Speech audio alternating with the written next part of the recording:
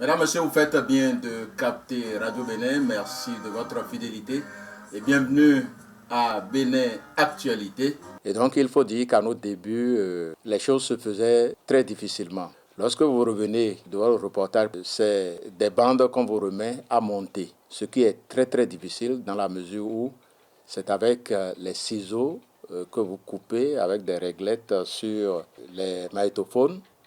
Alors, lorsque vous perdez, par exemple, un bout de la bande ou que vous perdez la portion que vous avez coupée, vous réécoutez et que ce n'était pas la partie qu'il fallait couper, mais ma foi, ça vous causait énormément de problèmes. Mais de nos jours, avec le numérique, c'est-à-dire avec les ordinateurs, la chose est très facile.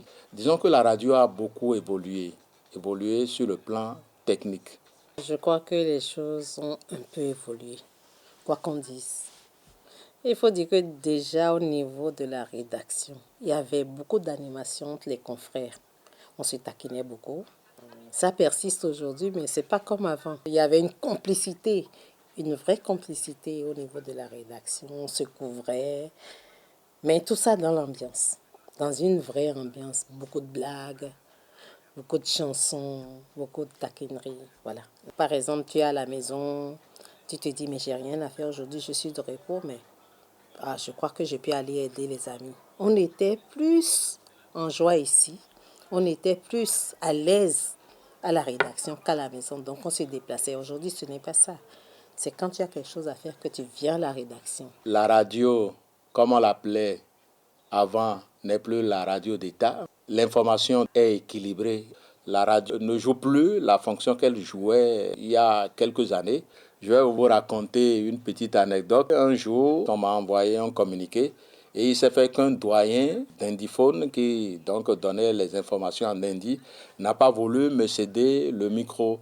C'était véritablement avec la peur au ventre que j'ai pu lire ce communiqué parce que c'est à 10 minutes de la clôture. On n'émettait pas comme on émet aujourd'hui à 15 heures, on fermait l'antenne. Et donc il me fallait lire nécessairement le communiqué avant la fin des émissions. On m'a envoyé une ordre de gendarme pour venir me prendre parce qu'on estimait que moi, je n'avais pas obéi à l'autorité. Heureusement pour moi, lorsque les gendarmes sont venus, ils m'ont vu en train de lire ce communiqué.